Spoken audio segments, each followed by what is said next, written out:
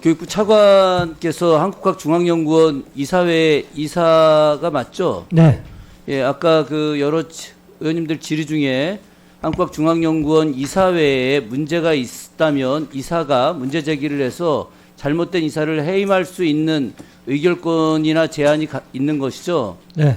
예, 한국학중앙연구원 이사들의 상당수가 한국학, 우리 역사를 부정하는 인식을 갖고 있거나 발언을 했거나 저수를 했거나 하는 분들이 상당히 많습니다.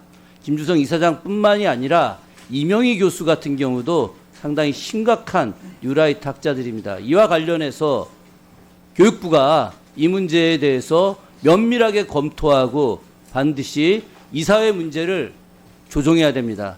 저는 그 이사들의 호불호 혹은 그분들의 학문적 능력 이런 것들에 대해서 정말 인정하고 싶은, 그래서 우리가 흔히 이야기하는 포용하고 싶은 마음은 가득하나 그러나 도가 넘습니다.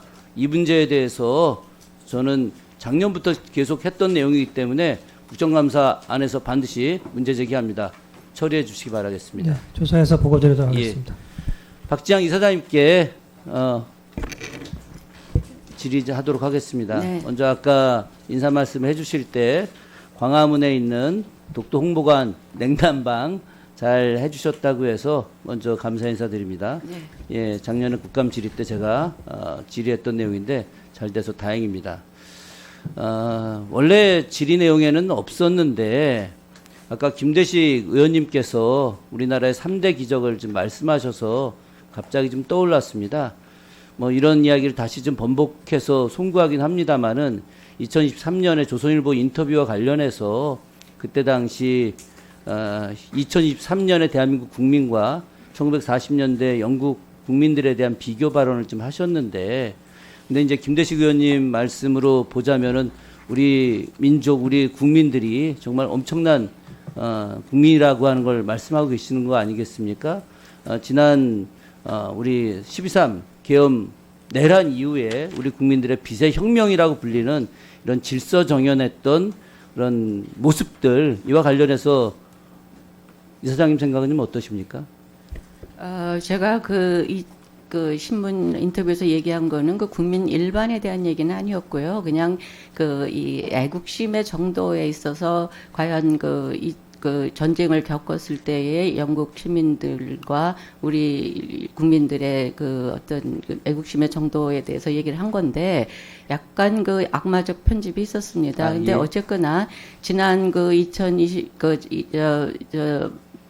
계엄 이후에 우리 국민들의 민주주의에 대한 갈망이라든가 이런 걸 보면서 제가 정말 우리 국민들이 얼마나 위대한가 하는 것을 다시 한번 깨달았습니다. 예, 고맙습니다. 그 독도 문제는 굉장히 중요하죠. 네네. 예, 특히나 동북아 역사재단의 설립 목적 중에 하나이기도 하고요. 네네. 최근에 월요일 날 국방위에서 독도 관련된 표기 문제에 대한 내용이 있었습니다. 혹시 보고 받으셨나요? 예, 숙지하고 있습니다. 예, 그 관련해서 구글코리아 부사장의 중립적 표현으로 일본해를 쓸 수밖에 없다라고 하는 이 내용에 대해서는 어떻게 생각하십니까? 저는 뭐 전적으로 반대를 하고요. 저희가 저희 재단에서도 동해 독도 표기에 대해서 꾸준히 모니터링을 하고 사건이 발생을 하면은 구글이나 구글에 직접적으로 대응을 하기도 합니다. 예를 들어서 지난번에 뭔가의 울릉도의 어떤 횟집 문제, 그거에 대해서도 저희가 바로 즉시 구글에 대응을 해서 수정을 요구를 해서 관찰이 됐습니다. 그 외의 사건에 대해서는 저희가 모니터링을 한 결과를 관계 부처하고 협의를 해서 진행을 하고 있습니다. 예. 사도강산 혹시 다녀오셨나요? 사도강산 저는 못 가봤습니다. 아유, 아쉽네요. 네네. 예. 어쨌든 작년 11월에 사도강산을 비롯했던 메이지 시대 근대유산, 세계유산 등재 관련된 국제학술대회를 하셨고, 네네. 관련된 자료를 제가 꼼꼼하게 좀 잘 읽어봤습니다. 네. 아주 뭐 잘 하셨다고 생각은 하는데, 그런데 그런 부분들이 학술대 측면만이 아니라 그것을 일본의 어떤 여러 학술 기관과 혹은 정부의 그런 그런 의견을 좀 전달하거나 그리고 지금 일본의 어떤 잘못된 부분을 시정하게 하는 어떤 연구 기관끼리의 공유 같은 것들 이런 것들도 좀 필요하지 않을까 하는 생각이 드는데요. 예, 저희가 지금 제가 하고자 하는 일 중에 하나가 그런 그 국제적인 네트워킹을 함으로써 그 일본과 중국의 그런 어떤 그 잘못된 그 역사 왜곡에 대해서 그 전 세계적인 그런 그 이 네트워킹을 통한 우리 입장의 그 이 지지를 이제 활성화하는 것입니다. 그래서 그 사도광산 학술 회의를 했을 뿐만 아니고 그 일본 연구자들을 특히 그 젊은 연구자들을 많이 초대를 해서 그들이 이제 우리와 대화를 하고 토론을 하고 또 우리의 입장에 동조할 수 있도록 그렇게 많이 노력을 하고 있습니다. 그것을 정례화하고 있습니다. 동북아 역사재단이 과거에는 발해사 연구를 많이 했었거든요. 네네. 저도 초기 동북아 역사재단 만들어질 때 그때 저희 선배들이 많이 참여를 해서 같이 블라디보스토크 일대 답사도 다녀오고 했었었는데 네. 제가 다녀보니까 블라디보스토크 일대에 발해 유적 성터들도 굉장히 많이 남아 있고 또 민간 박물관에 발해 유물들도 많이 남아 있는데 이와 관련된 내용들을 좀 동북아 역사재단에서 조사를 지금 계속 하고 있나요?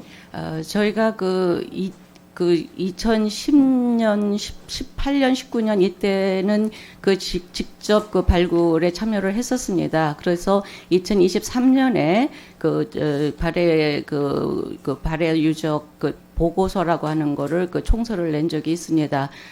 그런데 지금 요새는 이제 예산 관계상 그거를 이제 저희가 접을 수밖에 없었고, 내년에는 그동안 저희가 축적해 놓은 발해 유적에 대한 이 보고서를 이 3D 방법으로 그렇게 해서 좀 전 국민과 세계에 확산하려고 하는 그런 작업을 지금 기획하고 있습니다. 제가 시간이 부족해서 질의를 다 준비한 걸 하지 못했지만 강조의 말씀만 좀 드리겠습니다. 네. 중국의 역사 왜곡도 날갈수록 심각해지고 있기 때문에 동북아 역사재단에서 중국의 양심 있는 학자나 연구기관과의 교류를 좀 더 강화해 주시고 또 강제 동원과 관련해서 어떤 외국 국외 관련된 연구 용역 같은 거는 세차를 하는데 국내 강제 동원과 관련돼서는 연구가 좀 없는 상태입니다. 그것은 매우 큰 내용들인데 그렇기 때문에 아마도 예산 문제나 여러 가지 어려움이 있을 수 있겠지만 동북아 역사재단이 갖고 있는 역할에 대해서 계속해서 강하게 일을 좀 해주시기 바랍니다. 네네, 감사합니다. 말씀하겠습니다. 네, 김준혁 의원님 수고하셨고요.